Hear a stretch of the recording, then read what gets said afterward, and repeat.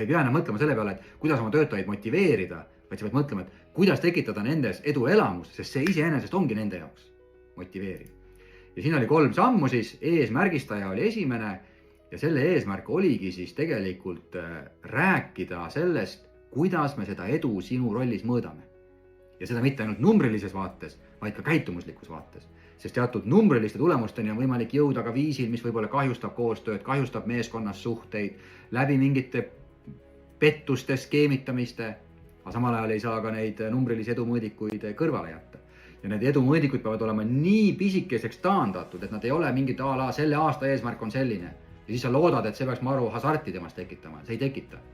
Aga need peavad olema nii pisikesed, et inimene tunneb, ma ei tea, päevade kaupa, nädala kaupa, kuu kaupa, et ma olen edukas, ma saavutan midagi. Siin on väiksed vahe-eesmärgid, mida ma saavutan ja ma tunnen, et ma olen progressis.